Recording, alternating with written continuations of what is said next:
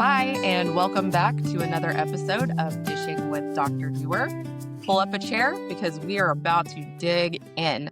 Today, I'm back with one of my favorite guests, Natali Rhymes, owner and operator of Envision Counseling in the Woodlands, Texas. We, again, have been talking about things that come up in our practice, things that are seeing a lot when we're working with kids, when we're working with families. And today we're talking about winning the long game. We're talking about co parenting for healthy and happy children. And I know that this can be a really touchy subject. So I hope today we're able to discuss in a way that is not oversimplifying, not, you know, we don't want to brush over the hard things, but we also want to handle those with care because this can be a really difficult conversation to have depending on your circumstances too, which we're going to get into that as well. I know this is something that so many people are trying to navigate right now, myself included. I'm kind of Me too. I feel like a little more on the tail end. My kids are getting a little older and I've been co-parenting now for 8 years. I'm not good with dates. It's been a minute. So speaking today a little bit from professional experience, a little bit from personal experience, and hopefully bringing some clarity to how to navigate this post-divorce landscape of co-parenting. So welcome back, Natalie. Thank you for taking time to visit with me today. Thank you so much for having me and for doing this topic. I am so passionate about this topic, guys, and so much so I had to write my disclaimer because I'm probably going to say something to offend somebody at some point, but I just want you to know it's not my intention. Okay, so this is my disclaimer. Recognizing that this is a very difficult and delicate topic, and it's not my intention to ruffle any feathers or offend anyone. That said, I will be giving my opinions, some professional based on research and some personal based on life experiences. Please know that I am approaching this topic with the best interest of children in mind. In addition to being a parent, I'm a huge advocate for children. Before I transitioned into private practice, I spent many years as a teacher and then a school counselor. So I have seen the many ways that kids have been affected by divorce. I believe that if you're a parent and you are listening to this, you are doing so because you love your kids and you want the best for them and you just want to see them healthy and happy. And that's what I want for you and for them as well. So let's dig into it. I'm ready. So, where to start? I know that I myself, like I said, have navigated co-parenting and still it's not always breezy. It's not always just a straight path forward, easygoing. But I do have several friends who are also navigating. Some have not had the same experience that I had. But I recently heard I was listening to a divorce attorney, James Sexton, who's actually written several books, and one of them, ironically, about how to stay together because he's handled so many divorces and some really high profile things. But one of the things that he said is divorce doesn't screw up kids. Parental conflict screws up kids. But we often relate divorce to parental conflict, but it doesn't necessarily have to be that way. And they've actually found in research that kids of parents who divorce amicably, who are able to maintain, I don't know if I'd go so far as to say friendly, but a respectful relationship, right?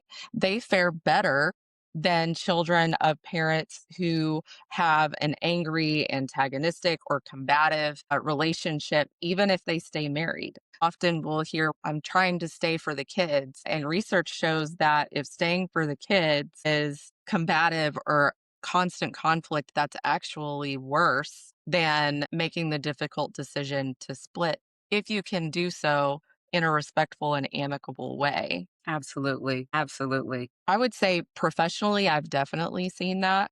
I've seen, unfortunately, some really ugly divorces where it definitely was more about who's winning than than how do we preserve what's best for the kids. Mm. And Another thing that I speak on often is adverse childhood experiences. We talk about ACEs a lot in trauma. And one of the adverse childhood experiences that they identified or used as a marker in research was divorce. But I always make the comment when I'm teaching that it's only traumatic if you make it so. It's not always, I would never say it's easy. I don't think anyone sets out to, we're going to get married so we can have a really expensive divorce and make things complicated.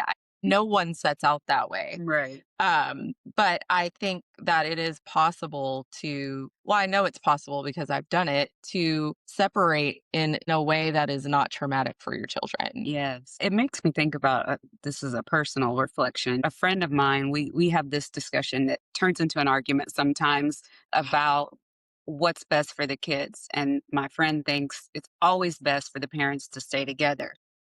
I think that your opinion on that might vary based on your own life experience Hmm. because For my sure. my friend's experience is he was raised by a single mother. Hmm. His father was not in the pictures.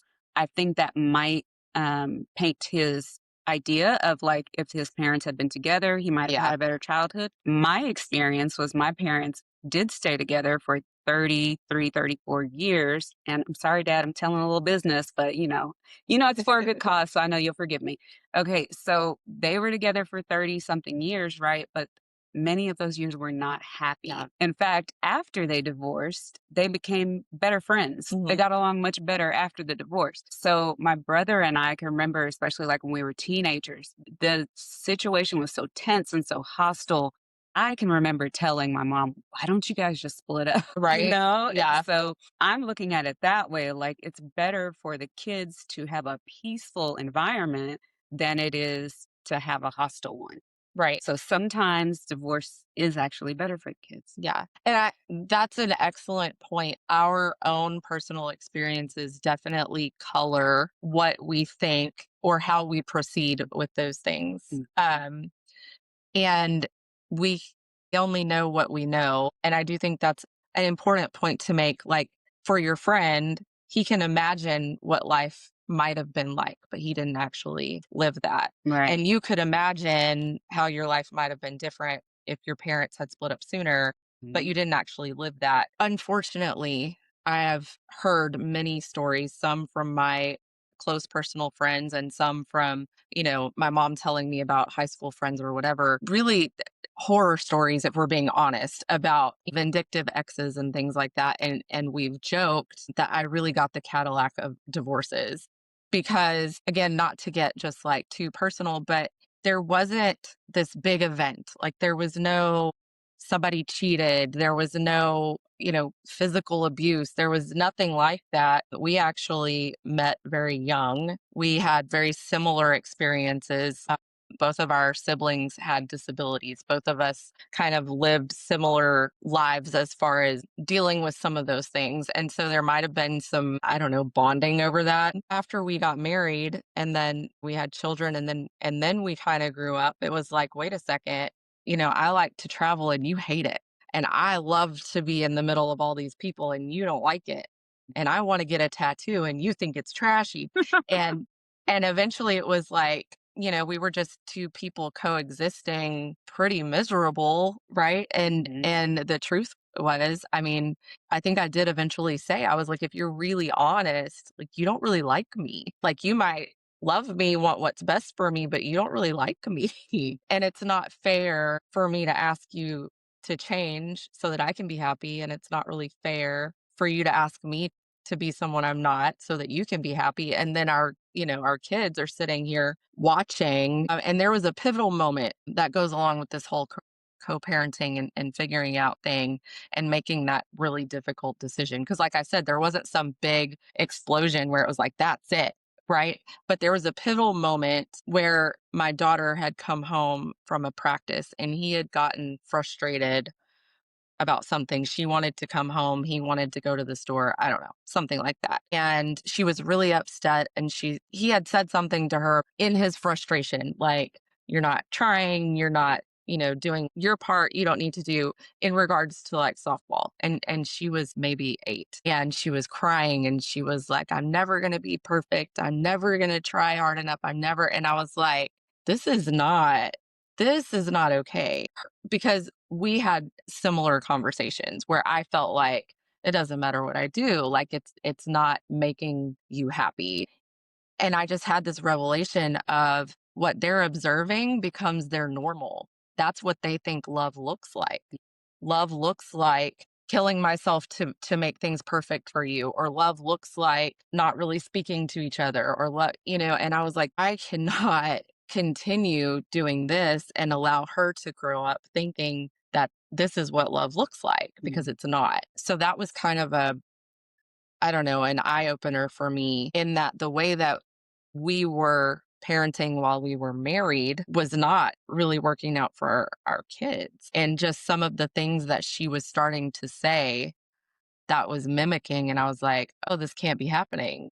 Like, I can't continue living this way if this is what she's going to see as a healthy relationship, if that makes sense. Yes, absolutely. I had some of those same thoughts during, see, you're further along. You've been co-parenting for 8 years, you Something said? like that. For us, it's only been 2, so it's a little bit more fresh. And for us, I don't want to go into too much detail, but there was a big moment, Uh-huh. okay?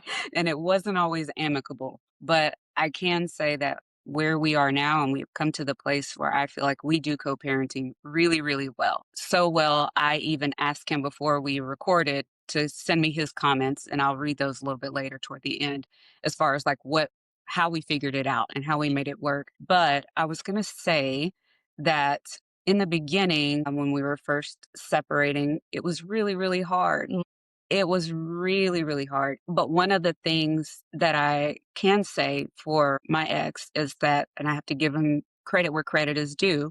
And I encourage you too, mm, listeners, to do that as well. Like, no matter what differences you have with your former partner, there was something about them that was positive at some point right. that caused you to marry that person, to have kids with that person. And I can tell you for my ex, when I early on in our relationship, I saw him with our nephew, Trevor. Trevor's a college student now, but at the time he was 2 or 3 years old. And just saw how Eric interacted with Trevor, and he was so good with him, and that I knew in that moment, I was like, "This is the man that I want to have kids with," Mhm. because he just you could just when someone loves children and when they're Yeah. very, like, nurturing and just protective and caring, and he always was that way, and I knew he would be a great dad, and so we managed to always be almost always, I'll say, on the same page, a united front when Mhm. it came to parenting the kids. If we had a disagreement about the way something should be handled, that conversation never took place in front of the kids. It took place behind closed doors. When we were in front of the kids, we were in agreement. And my oldest, she would sometimes try to divide and conquer as Uh-huh. kids would do. Well, mom said, well, dad said, but it would always be, well, if she went to her dad and asked something, he'd say, well, what did your mom say? Mhm. And still to this day, we do that. And so I Yeah. think that comes from a place you have to have some emotional maturity. You have to put your differences aside and you have to know that what's best for the kids is consistency and having two parents that love them and that are willing to put their needs above the parents' needs. Yeah, that's an excellent point. Having that united front, and even though disagreements happen, I mean, like you said, in the beginning, there was definitely, even though there was not some big event with our divorce, there was hurt feelings for sure. I mean, I would not have just willy-nilly, let's tear our life apart, right? So there were moments, but they were never in front of the kids. And those adult conversations stayed adult conversations. And there might have been some snarky text here and there. That having that united front, even if you're not united behind closed doors, Right. provides that sense of safety, Yes. right? Because when we bring that chaos in front of them, then that feels like really things are falling apart. They're Mhm. not stable. They're not consistent. I don't know what's going to happen to me. I distinctly remember that too when I was wrestling with this decision, and I've always been really close with my daughter. And like I said, she was about 8 or 9, and I kind of just ran it by her. I had taken her to a tournament. We had to spend the night. And at that point, there was a whole lot of Chloe's having asthma. I'm going to sleep upstairs. Like there was just some of that. There was already separation was happening. They could sense that. Like talking to her now, things that I thought they had no idea, they knew. Yeah. Oh, they She was always like, know. They always know. yeah, and I remember we were swimming and I was like, "Chloe, what would you think, if we just didn't live with daddy anymore? Like we still saw him all the time, but we just didn't live with him." And she was like, "Mom, no." Like she had an immediate because she had so many friends at school who had told her about how awful things were, awful stories like shooting at each other Oh my or god. like domestic violence, like horrible things. And so in her mind, she was like, "No." Um, but I was able to kind of explain better what that would look like but there was definitely I was very cognizant when we made that decision to keep consistency and stability and to again keeping those adult conversations with the adults so that they didn't feel that, oh my gosh, the world is literally crumbling beneath me, there is no safety. I think that provides a significant amount of emotional safety. Like I'm still okay, my parents are still okay, and she says that to this day. I was kind of joking with her this morning. She asked me what I was doing today. And I told her that I was going to be talking about co-parenting and hopefully I had done it right, and she was like, yes. She was like, I tell people all the time, I'm so grateful that my parents are such good friends. And honestly, now still like he'll text me funny memes or I'll send him, something an article I saw. We talk, not incessantly, but we're able to have conversations not only about the kids and what do they need, but also just like in general. I think that's great. I'm not at that place. We have conversations about the kids, Yes. and we are very good about that. And we are friendly to each other. We are not friends. I know you mentioned to me before that you have a key to his Yeah. place. Yeah, we're not there. We're not there. Because the kids were always forgetting things or Mhm. so that was another thing that we have been able to do, and I fully recognize this does not work for everyone. But even though our divorce decree has visitation like the rules, the standard agreement, they're with me, they're with him every other weekend, Christmas this year, Thanksgiving, we never did that. We never followed it. He fortunately only lives like 7 minutes from my house, and so if it was a Monday night and Carson was like, "Can I stay with dad? Hey, are you going to be home? Is that cool?" Yep, yep. And then Carson could stay with his dad and he would take him to school or, whatever. We just communicated week by week what worked for them. Yeah. But that goes back to personal experience too. He was a child of divorce and his parents didn't work together as well.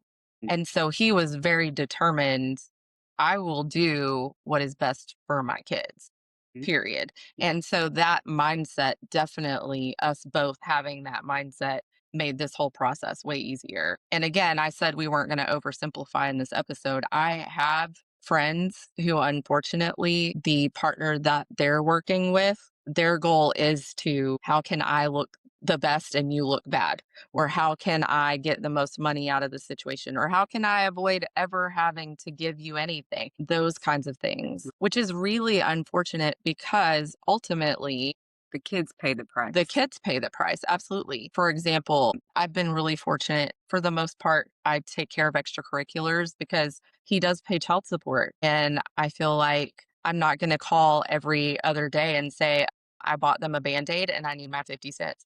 I'm not going to do that. But I have friends who, their exes have said, well, if you want to put them in baseball, then you're going to pay for it. Or if you want to put them in gymnastics, then you pay for it. And you take them to practices and you like it's like a flex, like you wanted this, you did this, and so now I'm not going to assist in any way. So then you've got the situation where it's like, I'm sorry, I can't afford for you to participate in the things, or I'm sorry, I can't get you to all the practices, so you can't participate. And that makes me really sad to see kids experience that and know that somewhere in there the argument was more important than their day-to-day life, I Yes, guess. absolutely. You have to love the kids more than you dislike your Yes. Yeah, and that can be hard sometimes. Yes, it can be.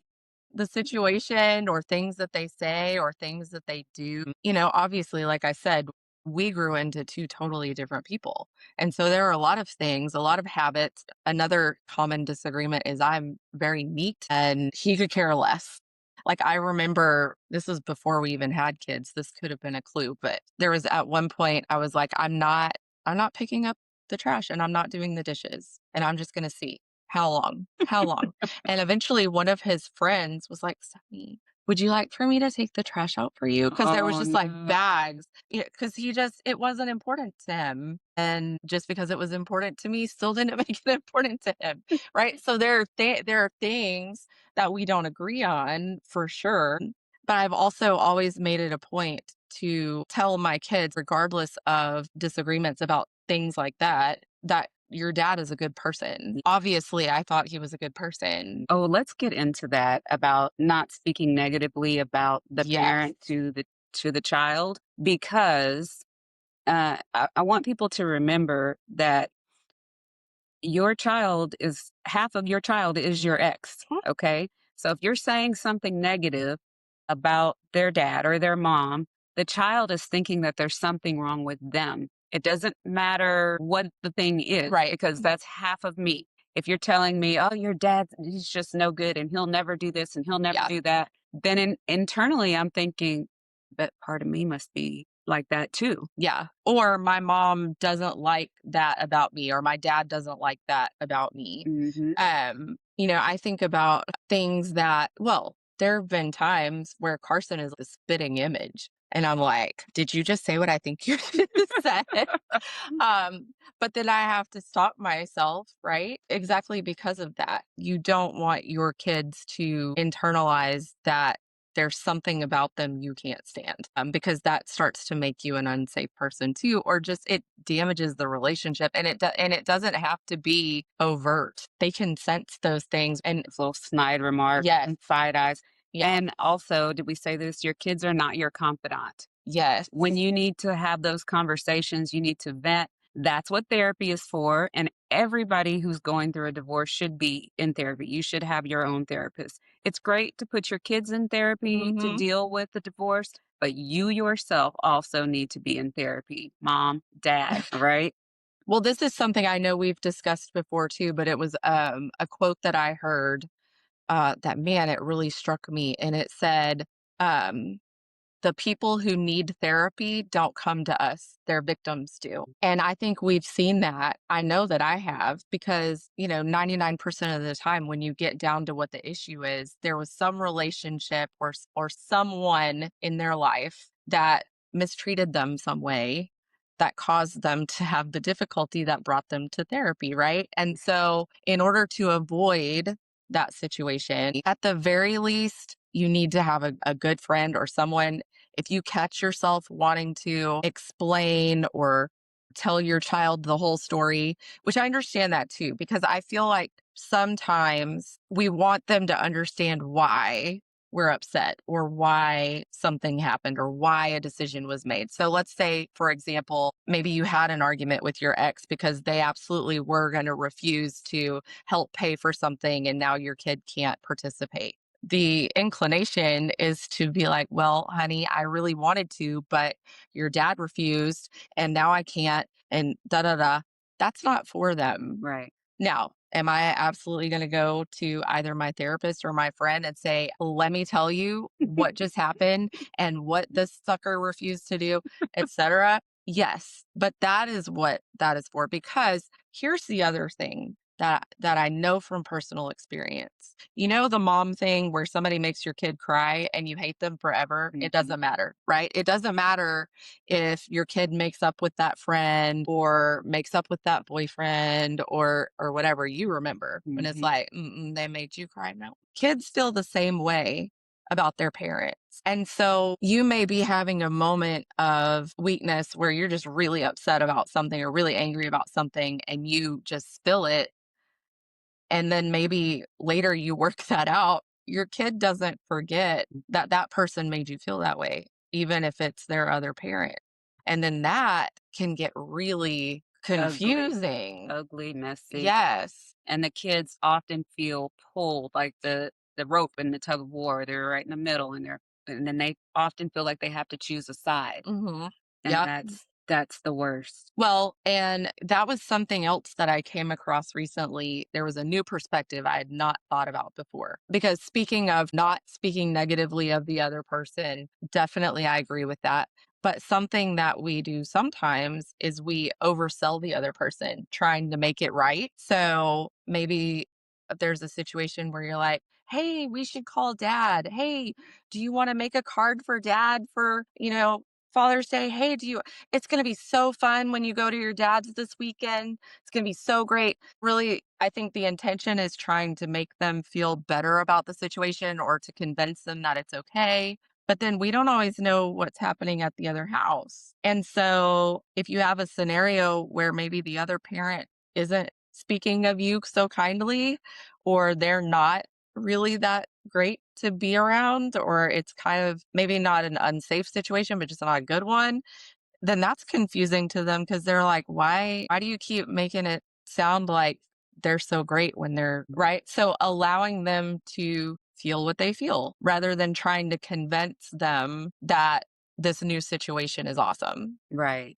That becomes really difficult too when they bring when because you want your kids to be able to speak to you and be honest with you, and when they come to you and say, "Well, I didn't like that this happened at dad's house," don't join Mm. in. That's where you wanna Adult conversations need to be adult right. conversations. Like, "Okay, thank you for telling me," and then, do we need to take you to therapy, or whatever the thing is. Or do we need to talk to dad? Yeah. What do you think? Or how can I help you navigate that? I actually have done that a lot. I know we've talked about Carson before and he's a little different, right? And there have been many situations where I have had to try to talk him through how he can talk to his dad about something that's bothering him. So rather than saying, "Oh my gosh, I can't believe he did that. Are you serious? He said that," or whatever, we talk about, okay, well, tell me how that made you feel or what you wish would be different. And then let's talk about how you can communicate that to him. Or do you want me to talk to him?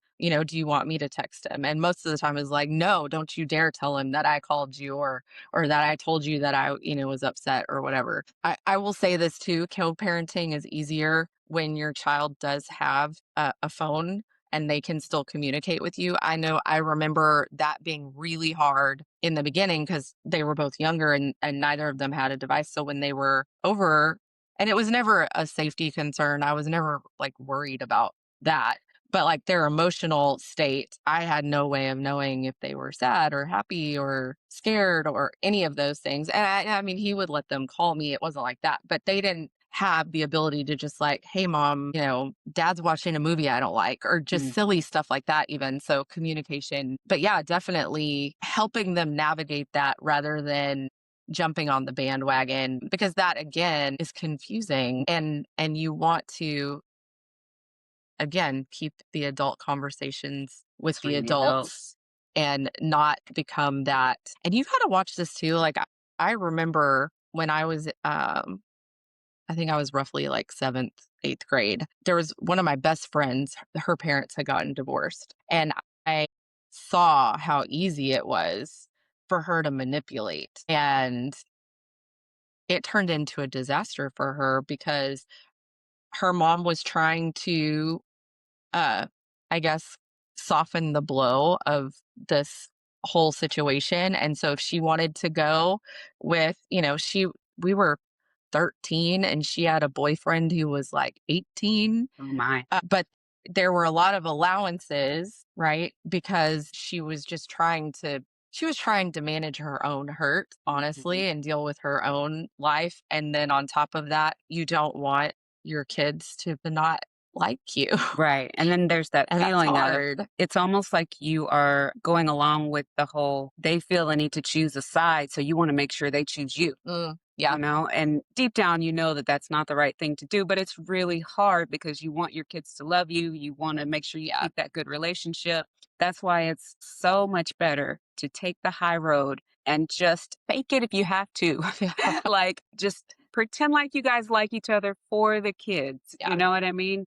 Well, and if they choose to do something with the other parent, not making them feel guilty, not saying little comments like, "Oh, well, since you decided to go here instead of there," and that can be really hard to do. Yeah.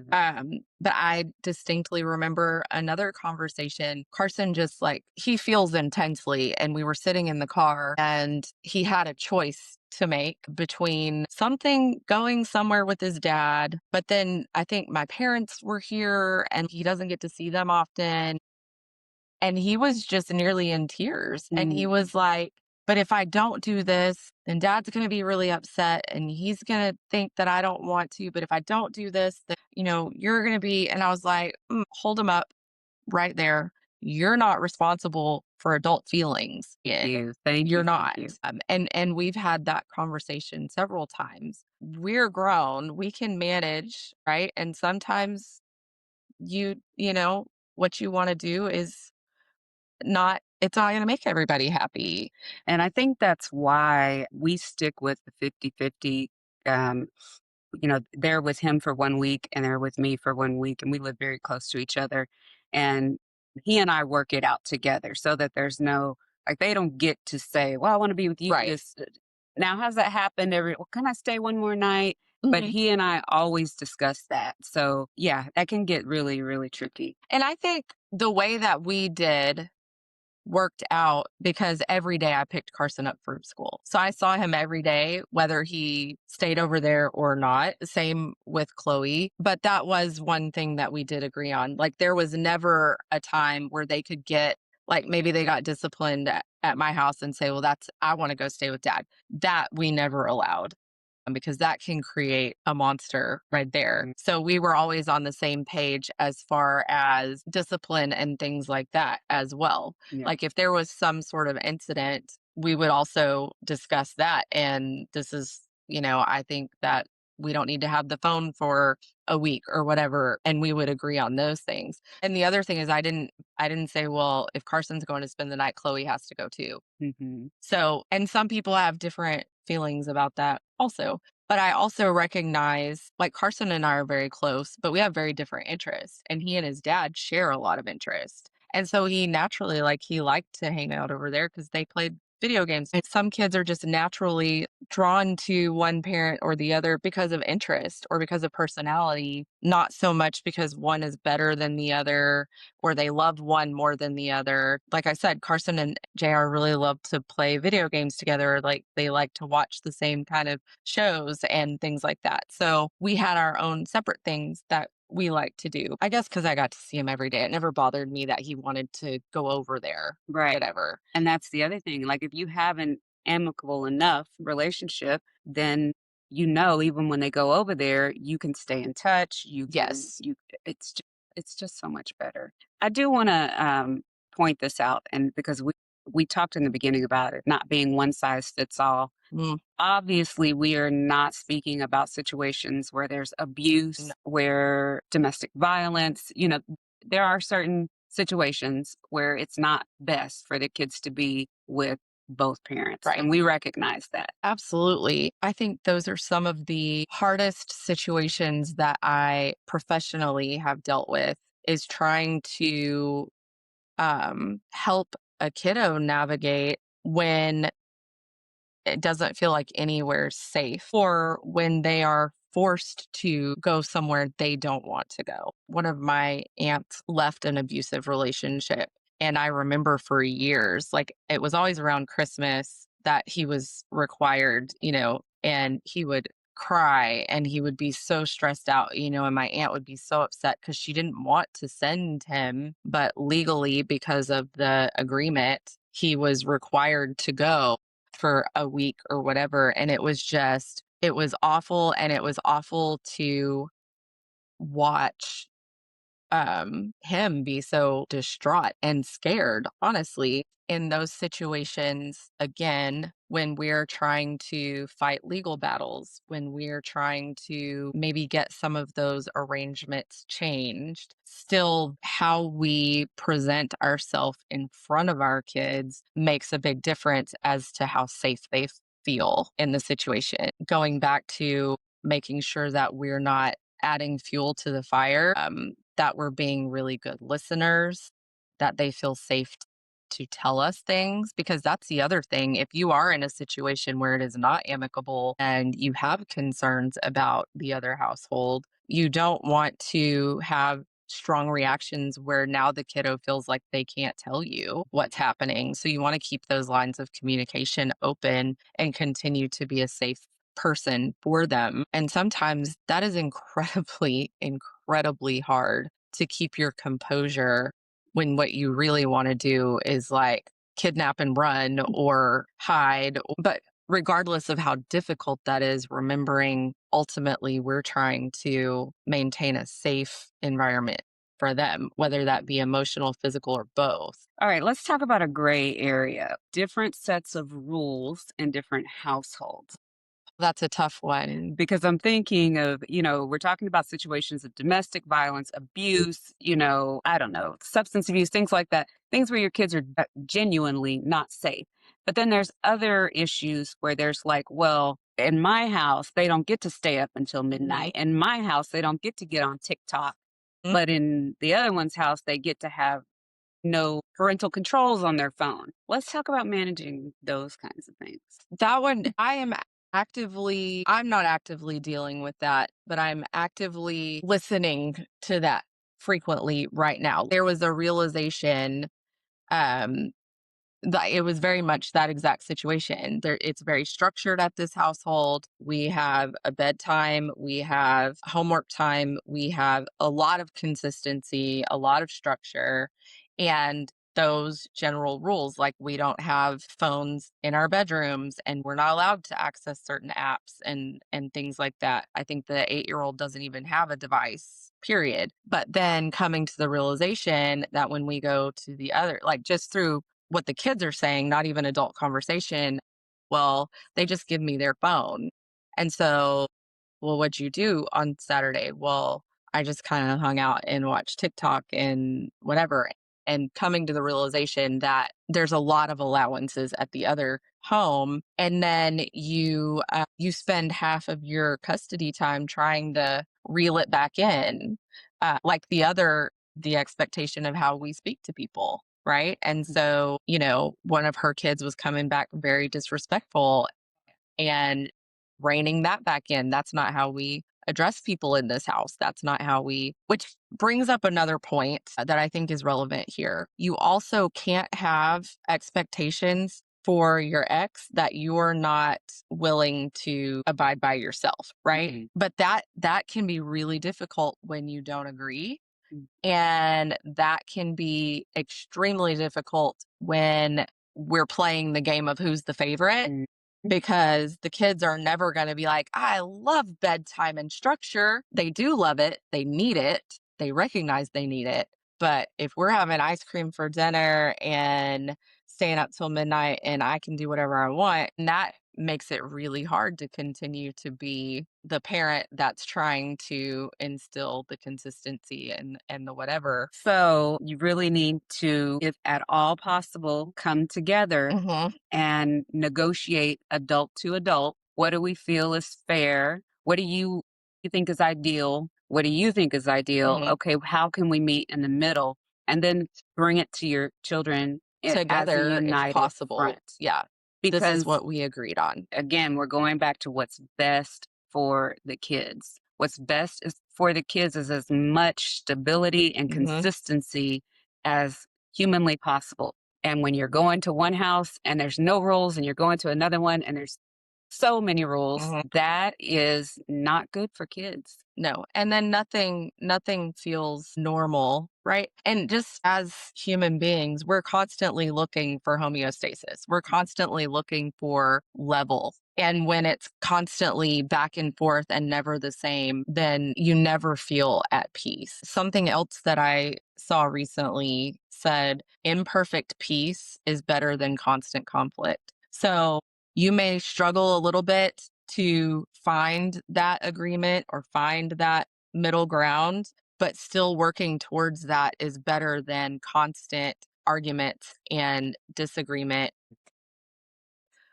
Going back to agreeing on rules and separate houses, another thing that is really important is how we talk to our kids about what's going on at the other house. So I know for myself, I will ask my kids, "How was your day?"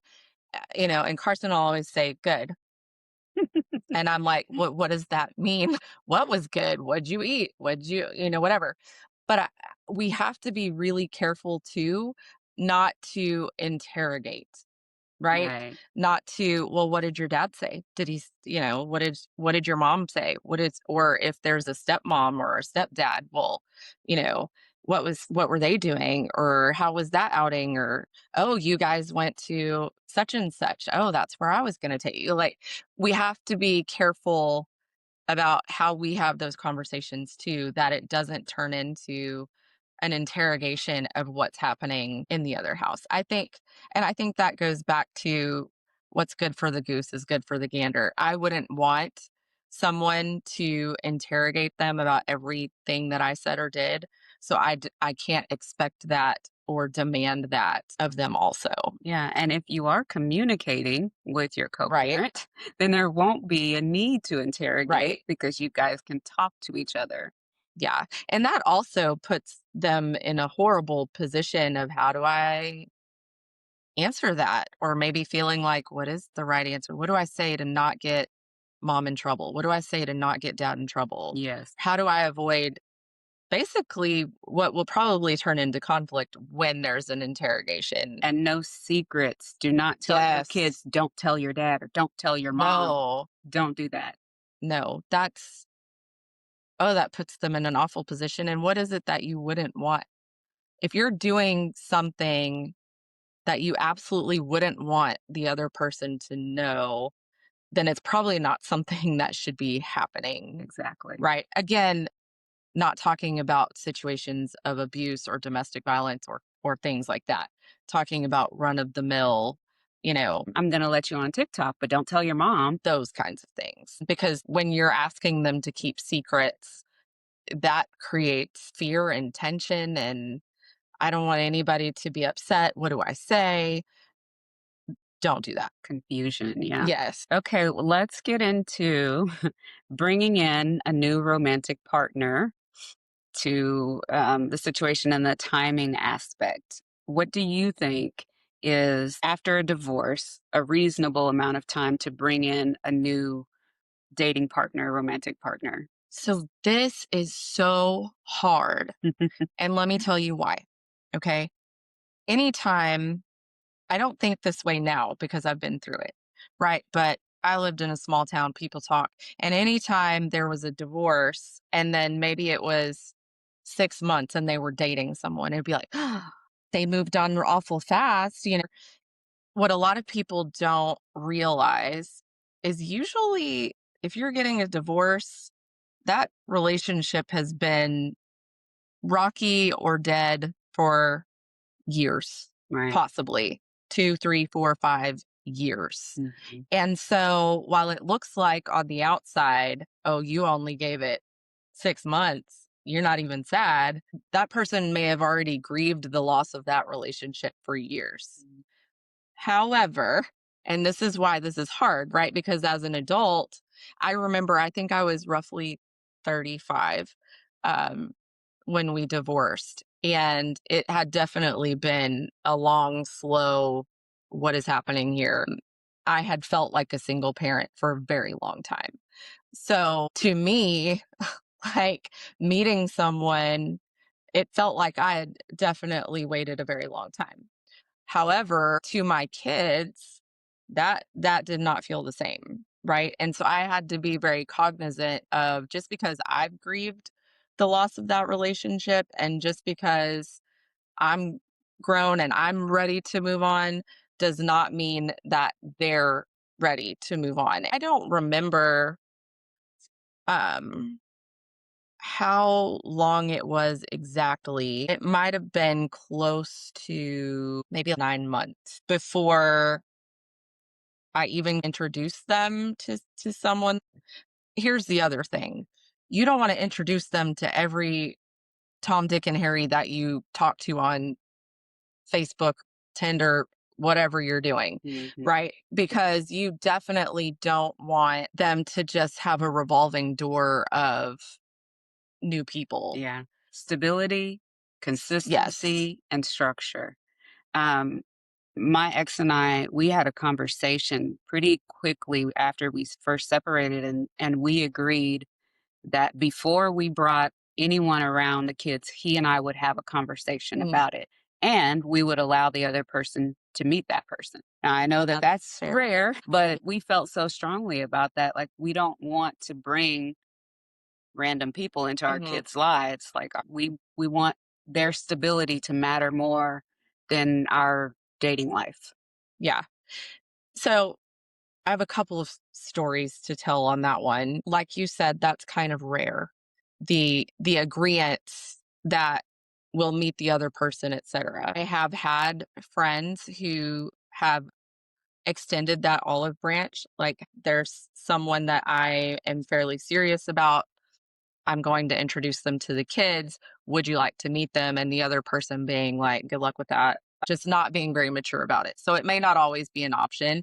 I do think that it is a sign of respect at the very least to say, this is someone that I am serious about and I'm going to introduce them to the kids. I do think that at the very least, that's important, whether the other person wants to have anything to do with that or not. This is something that I look back on and I thought I did a great job, but I'm not sure that I did.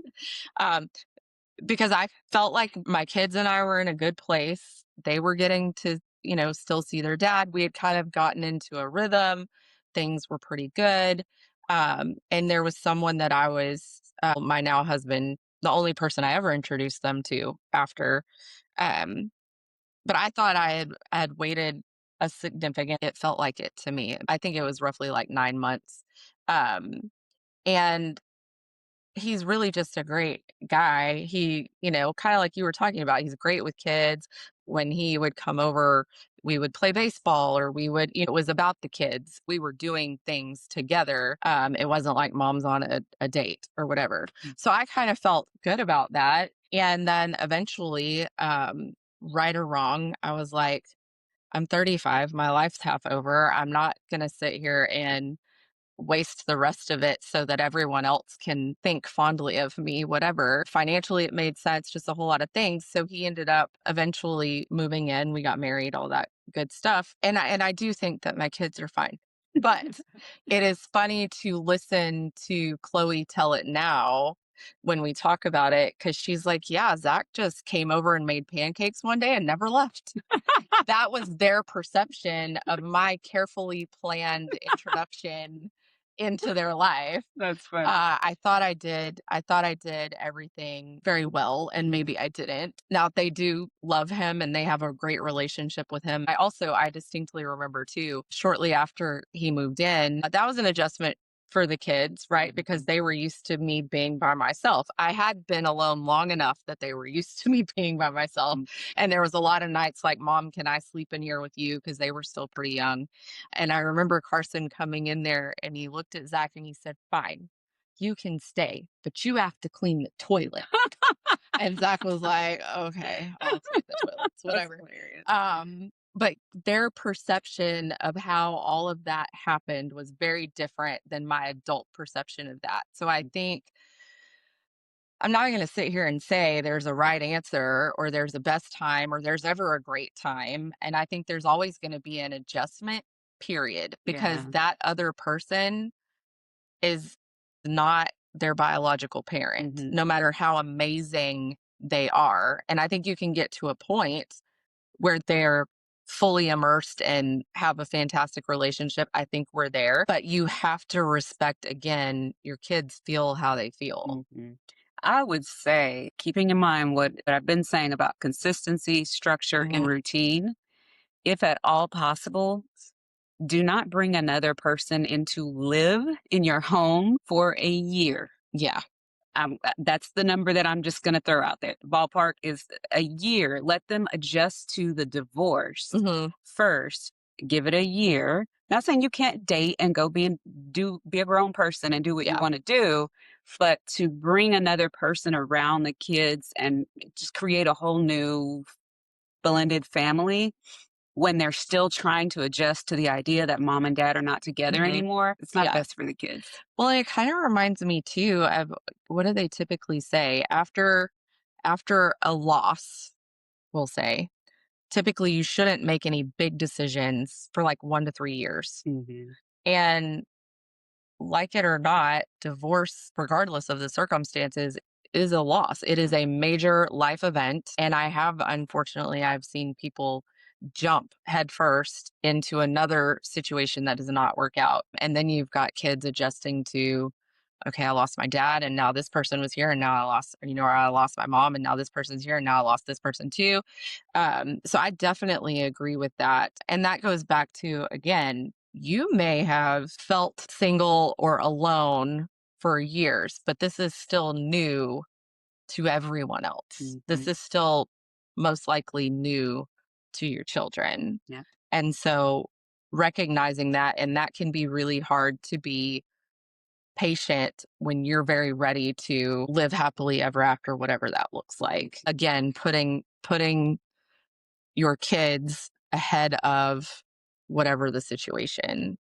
And I'm not going to sit here and say that that's easy. That can be really hard, Yeah. clearly. And neither of us were perfect. We made plenty of mistakes. Yeah.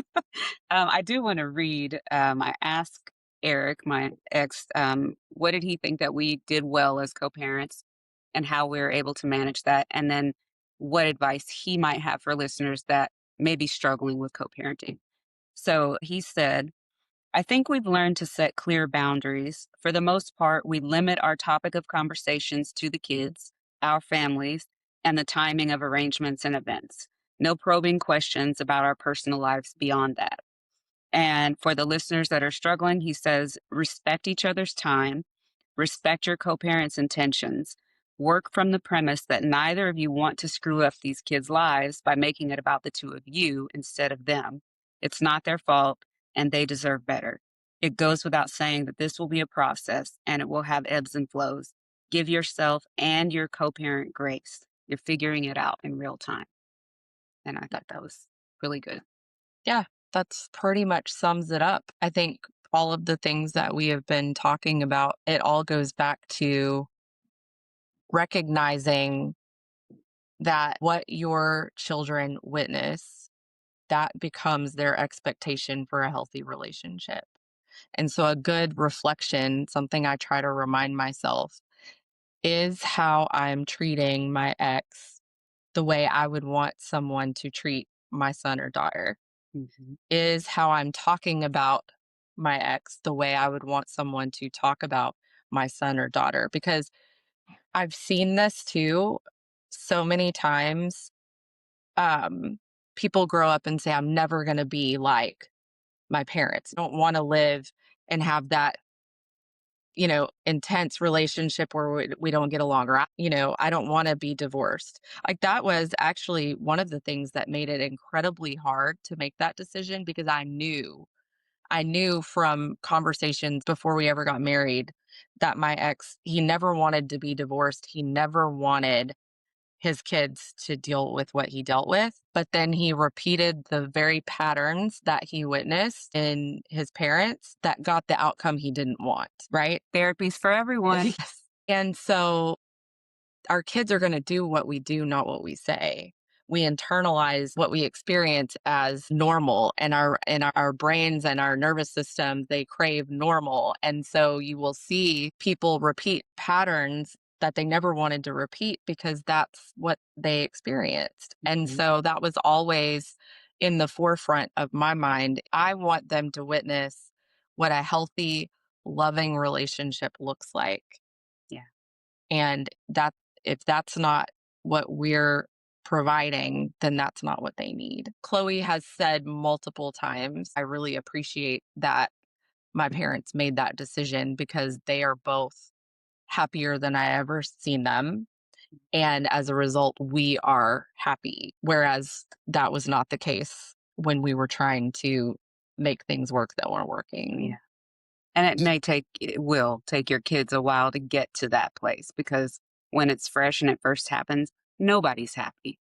No, Nobody's happy, but you do get to the other side of it and you will be happy again.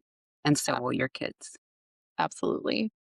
So lots of lots of content in this particular episode, and hopefully some encouragement, maybe some things to reflect on, think about. I hope and pray that whatever situation you're going through, that you're able to navigate that in a way that your kiddos feel safe, and that everyone ends up on the other side happy and healthy. So, with that, appreciate you sticking with us. Definitely share this.